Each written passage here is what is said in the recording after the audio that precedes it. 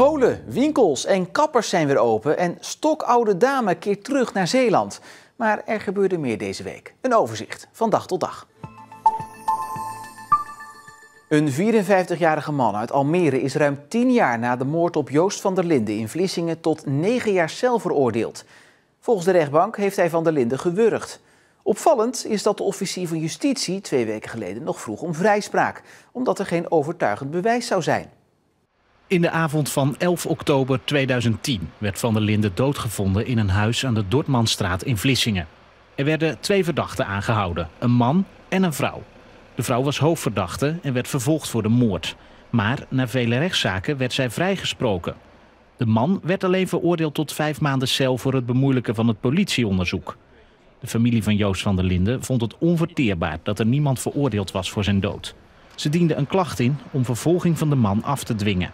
Dat lukte en de rechtbank ziet nu voldoende bewijs dat de mannelijke verdachte Van der Linden heeft gewurgd met een USB-kabel. De rechtbank zag, in tegenstelling tot het OM, wel voldoende bewijs om de man te veroordelen. Zo heeft de man belastende verklaringen afgelegd tegen verschillende mensen in afgetapte gesprekken, net na de dood van Joost van der Linden. In die gesprekken zou hij hebben gezegd dat hij iemand heeft omgelegd in Vlissingen. En de vijver aan de Beneluxstraat in Sas van Gent kan niet gedempt worden, zegt burgemeester Jan Lonink. Een 6-jarig jongetje overleed vorige week nadat hij in de vijver terecht was gekomen. Buurtbewoners vroegen daarna in een petitie de vijver te dempen. Maar volgens Lonink kan dat niet, hoeveel begrip hij ook heeft voor het verdriet in de buurt. De vijver dient namelijk als waterberging bij grote regenbuien, om wateroverlast te voorkomen. Hij gaat wel kijken of er een hek kan worden geplaatst. Het Openbaar Ministerie heeft in hoger beroep 6 jaar gevangenisstraf geëist tegen een man die zijn baby zou hebben doodgeschud. Het gaat om een 24-jarige man uit Domburg. Eerder werd hij door de rechtbank in Middelburg ook tot 6 jaar veroordeeld. De man heeft altijd ontkend. De zaak komt aan het rollen als de politie in mei 2016 een melding krijgt dat er een 4 maanden oude baby is opgenomen in het Sophia Kinderziekenhuis in Rotterdam. Hij heeft zwaar lichamelijk letsel en er is vermoeden van kindermishandeling. Een dag later overlijdt hij. Uit sectie op het lichaam van het jongetje blijkt dat hij overleden is aan geweld. De vader wordt verdacht van doodslag. De rechtbank rekende het de man zwaar aan dat hij geen medische hulp zocht toen zijn kindje, nadat hij het hart door elkaar schudde, begon te schokken en niet meer reageerde. Het gezin ging pas de volgende dag met het kindje naar het ziekenhuis. En de advocaat van de man acht het niet uitgesloten dat een medische aandoening tot het overlijden van de baby heeft geleid. Het was een prematuur kindje dat veel spuugde, huilde en al eerder stuiptrekkingen had. Verder wees de verdediging erop dat de verdachte een maand voor het overlijden van zijn zoontje is gestruikeld met het kindje in zijn handen. De baby was daarbij gevallen. Al die zaken kunnen hebben meegespeeld bij het overlijden. De advocaat pleitte dan ook voor vrijspraak. De ZLTO staat ervan te kijken dat 14 Zeeuwse veeboeren zich willen laten uitkopen door de provincie om zo de stikstofuitstoot te verminderen. Ik vind het verbazingwekkend veel. Er zijn maar een zeer beperkt aantal veehouders die vlakbij een stikstofgevoelig natuurgebied zitten. En je moet behoorlijk uitstoot hebben om de natuurgebieden om in aanmerking te komen voor de regeling. Dus 14 verbaast me wel een beetje, ja. Toch denkt de Boerenbelangenvereniging wel te weten wat de redenen zijn om zich aan te melden. Het kan zijn dat ze geen opvolger hebben, of dat ze geen toekomstperspectief hebben, of dat ze het bedrijf op een andere manier willen uit gaan oefenen. Dat kan ook. En misschien, ik verwacht dat van de 14 er ook heel veel bij zullen zijn. Dat ze gaan kijken wat brengt het op en daarna pas de afweging maken of het interessant is. De verwachting is dat er uiteindelijk maar 2 bedrijven daadwerkelijk zullen worden uitgekocht door de provincie. Afgelopen week was de week van de versoepelingen. Nadat maandag middelbare scholieren en mbo-studenten weer gedeeltelijk naar school mochten, kon iedereen vanaf woensdag weer naar de kapper of op afspraak winkelen. En vooral om die knip- of verfbeurt zaten veel mensen te springen. Deze mensen waren vanmorgen heel gelukkig. Als eerste wisten ze een afspraak te bemachtigen bij deze kapper in Zuiddorpen. Ik was heel blij dat ze weer open mochten, ja, zeker. Gewoon lekker weer even relaxen, je haar weer lekker knippen, verven vooral. Dat was bij mij altijd een dingetje. Ik erger me enorm aan mijn grijze haar altijd. Dus gewoon zalig, ja. Heeft u ook zelf een beetje gerommeld aan uw haar? Ja, ik heb het 2 keer tussendoor zelf geverfd. Mijn dochter doet dat dan. Maar ja, het is toch altijd maar een beetje rommelen natuurlijk, hè. Gewoon heerlijk je ding weer kunnen doen. Ja, dat is echt super. Geen idee dat dit ook weer al 11 weken is geleden hoor. Het is echt wel heel raar. De afgelopen weken stond de telefoon hier roodgloeiend. Om alle mensen te helpen die letterlijk met hun handen in het haar zitten, gaan ze hier de komende 2 weken volle bak aan de slag. Die meiden die bij mij werken, die hebben allemaal gezegd we komen fulltime werken, meer dan fulltime. En dat is gewoon super fijn. En we zijn vanavond langer open, we zijn donderdag langer open, vrijdag, zaterdag zijn we langer open. We zijn eigenlijk elke dag paraat. Ik kom best wel frequent, om de 3 weken. Ik heb donker haar en ik heb snel uitgroei. Dus om de 3 weken laat ik die uitgroei dan behandelen. Je kijkt toch iedere dag wel in die spiegel een aantal keren. En dan wil je ook wat leuks zien. En dan wil je ook wat leuks zien. En je hebt nog een partner thuis en kinderen thuis. Als het gewoon alleen al geknipt is, er zit nog geen kleurtje in, dan is het gelijk een heel ander gezicht. En mensen worden daar blij van. Dat geeft een gelukshormoon af. Als je haar goed zit, dan kan je nog rare kleren aan hebben. Maar als je haar maar goed zit... Al is het alleen maar om met die frisse koep naar de winkel te gaan. Goedemorgen. Hi. Want dat mag vanaf vandaag ook weer, al is het op afspraak. Ik stond vanochtend ook zo vrolijk op. Echt, ik heb weer zin om naar de winkel te gaan. Echt zo fijn om die deuren gewoon weer open te gooien. En dat de mensen binnen mogen komen. Dat vooral. Oh Corine, ik vind het zo heerlijk om weer te snuffelen. En het weer aan te kunnen raken. Ik kom hier normaal gesproken gewoon een paar keer in de week. Soms alleen om een koffietje te drinken, maar meestal omdat ik toch even servetjes nodig heb. Of kaarsen, of iets leuks, een cadeautje, noem maar op. En ik ben geen online koper, want shoppen is voor mij bezigheid. Zo. Er mogen maximaal 2 mensen tegelijk de winkel bezoeken. Dat is een mooi begin, maar de eigenaresse hoopt dat ze snel weer voor iedereen open mag. Dit is niet het echte winkelen. Op afspraak is sowieso al een drempel. Want nu voel je je bijna verplicht om iets te gaan te moeten kopen. Terwijl winkelen is, je gaat lekker naar binnen, je gaat kijken wat er is. Maar het is wel een begin in ieder geval. Mensen van hier, en ik merk het nu zelf ook, de aanvragen beginnen nu wel te komen. Nou, ik ben zo blij. Ik ook. Fijn dat je er was. 600 zeeuwen zijn vorig jaar als vermist opgegeven. Soms wordt er ook een zoektocht op touw gezet en berichten wij er ook over. Maar van veel gevallen horen we nooit iets. En dat komt omdat iedereen het recht heeft om te verdwijnen. Als er een melding van een vermissing binnenkomt, brengt de politie dat niet meteen naar buiten. Je moet kijken, wat is er aan de hand? Wat speelt er nu? Heeft iemand ervoor gekozen om vrijwillig weg te gaan? En dat mag in Nederland. Of is het echt iemand die zegt van nou, dat is iemand die heeft zorg nodig, hulp nodig. Daar moeten we actie in ondernemen. Dat is een moeilijke en die afweging moeten we maken bij een vermissing. Een groots opgezette zoektocht kan namelijk grote gevolgen hebben. Stel, er is een meisje van 13, is er weggelopen. Zelf voor gekozen omdat ze boos is, is iets voorgevallen thuis, kinderlijke onwijsheid, hup naar buiten gerend.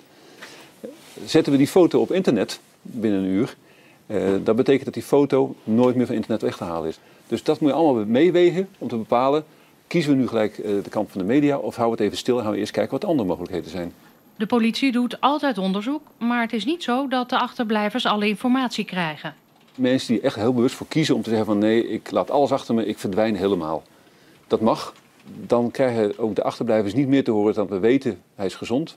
Maar meer vertellen we niet, mogen we niet vertellen en kunnen we niet vertellen. En dat is voor achterblijvers natuurlijk heel wrang, want dan krijg je al snel de reactie van ja, de politie doet niets voor ons. Nee, de politie mag dat niet, omdat dat privacygegevens zijn. Over niet gevonden willen worden kan Sarah meepraten. Ze liep als tiener weg uit een instelling omdat ze terug naar huis moest, waar het niet veilig voor haar was. Er werd een zoektocht op sociale media opgezet en onder de druk van alle berichten kwam ze weer terug. Maar de zoektocht en alle berichten daarover blijven ook nadien maar rondgaan. En dus blijft haar vlucht haar nog lang achtervolgen. Ze doet anoniem haar verhaal. Wat over je geschreven is, dat blijft echt nog wel een tijdje wakker, om het zo maar te zeggen. Er zijn mensen die zeggen, oh jij bent toch dat meisje dat vermist was? Of dat je dan weer terug op school komt, oh ja, nu ben je een BN'er. Ik zeg, nou op zo'n manier wil je geen BN'er worden. Snap je ook wel dat mensen die berichten delen? Weet je, de mensen die dat delen, die weten eigenlijk alleen maar dat je vermist wordt. Maar ze weten niet wat erachter speelt.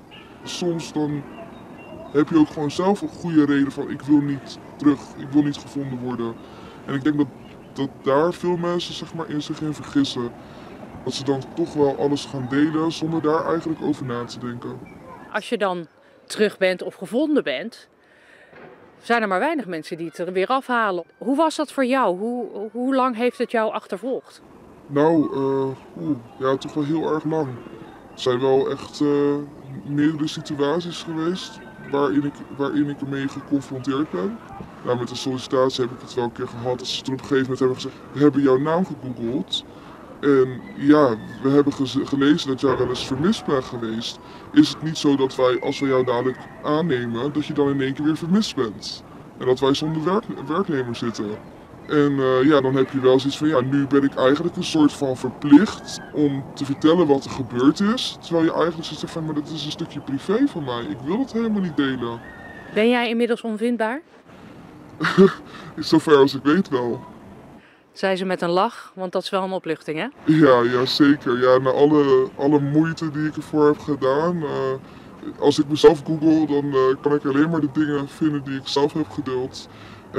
En niet de dingen die over mij zijn gedeeld, waarvan ik het liever niet wil. Duikers hebben onlangs in het Veersemeer 3 kunstmijnen uit de Tweede Wereldoorlog gevonden. De Duitsers hadden die daar gelegd om een invasie van zee op land te voorkomen. De vondst was een verrassing voor de duikers. En vooral verbazing dat dat na 75, 80 jaar hier nog steeds ligt. En dat eigenlijk niemand die ooit tegen is gekomen of dat ze niet in een eerdere fase opgeruimd zijn. De politie en de explosieve opruimingsdienst zijn met de gemeente Veere aan het kijken wat er nu moet gebeuren. Ze moeten natuurlijk geen gevaar opleveren, maar als dat niet meer is, dan zou het mooiste zijn dat ze of hier blijven of naar een museum toe gaan. Zeeland hoort bij de provincies waar het aantal opgerolde drugslaboratoria het meest is gestegen, blijkt uit cijfers van de politie. Volgens de politie is vooral de stijging in het aantal gevonden metlabs opvallend. Recent werd er nog een groot lab in Waterland-Kerkje gevonden waar crystal meth werd gemaakt en een drugslab in Ossenisse waar ecstasy werd gemaakt. Met uiterste precisie is in Breskens vrijdag de bom die daar in januari werd gevonden ontmanteld en tot ontploffing gebracht. De 500-ponder werd gevonden tijdens bouwwerkzaamheden in de Vissersplaats en lag daar al sinds het einde van de Tweede Wereldoorlog.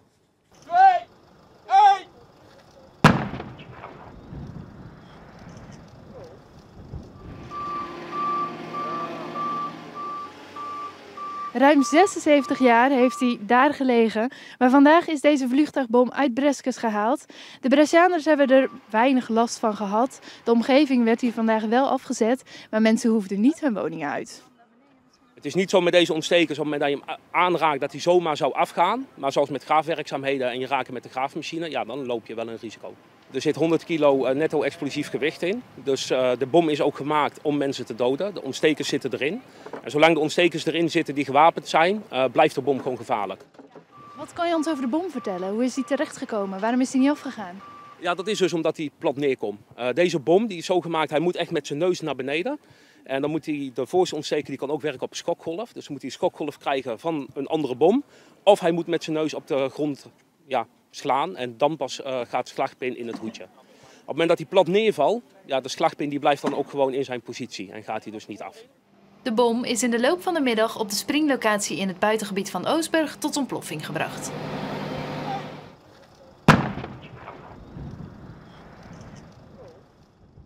En we sluiten af met het nieuws waar menig hart misschien wel sneller van ging kloppen deze week. De terugkeer naar Zeeland van de oude PSD-veerboot Koningin Emma. Het is het oudste nog bestaande schip dat is gebouwd op Scheepswerf de Schelde. Binnen een paar weken vaart de stokoude dame terug. Het wordt een bed and breakfast en komt waarschijnlijk te liggen op een historische plek, het Scheldekwartier in Vlissingen. Als geboren Vlissinger ben ik daar best wel een beetje trots op. Zeker, zeker. Ik vind het op zich een heel goed idee dat de geschiedenis van Vlissingen dat die op die manier weer behouden kan blijven. En ja, heel positief. Heel erg leuk. Het hoort bij Vlissingen, maar het hoort ook bij de Schelde. Dus dan is er nog een stukje Schelde terug. Maar of er ook erwtensoep en kroket wordt geserveerd is nog afwachten. En daarmee zijn we aan het einde gekomen. Nog een fijne avond en tot morgen.